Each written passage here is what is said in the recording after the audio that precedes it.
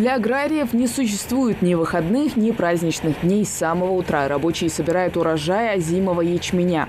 К жатве приступили на днях во всех ГУПах республики, да еще и с опережением сельскохозяйственного графика.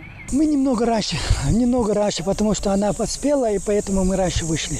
А вот весной тоже у нас в марте, в апреле дождей не было. Вот в мае пошли, немного у нас запоздалые дожди пошли по озимам. А по яровым мы смотрим, у нас посеяна кукуруза, пока отличная кукуруза, яровые культуры. Палящее солнце может запросто разжечь солому, словно порох. Поэтому здесь строго соблюдают пожарную безопасность. Трактор пропахивает так называемую защитную полосу вокруг поля и делит территорию на две части, чтобы огонь не смог распространиться. На 1000 гектаров ГУПа Малгобекская засеяна кукуруза, яровая ячмень и озимая пшеница. И 100 занял озимый ячмень.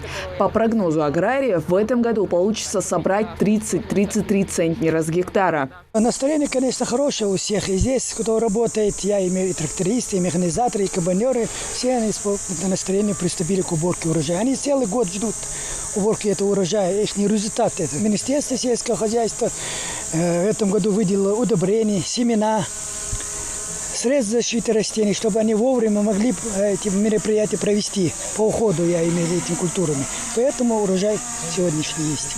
Если раньше ГУП закупал семена за пределами региона, то сегодня все свое. После окончания жатвы зерно отправят на склады, где они пройдут первичную и вторичную переработку. Следом за уборкой идет сборка соломы. Уже собрано более 100 тонн сена. Оно пойдет на корм животным, которые содержатся на предприятии.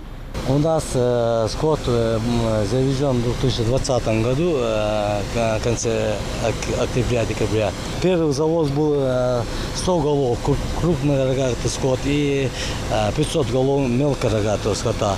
Сейчас в 2021 году мы еще закупили за счет средств ГУПа выручки, ГУПа 50 голов крупнорогатый скот и еще 500 голов мелкорогатого скота. Одного рулона сена хватает животным на неделю, отмечает в ГУПе. За скотом присматривает 3 рабочих, а также ветеринар. В будущем ГУП Малгобекская планирует закупить еще больше крупнорогатого, мелкорогатого скота. А уборочную кампанию закончить уже через несколько недель. Сразу после сборки озимого ячменя аграрии начнут собирать озимую пшеницу. Хава Газикова, Магомед Белакиев. Новости 24.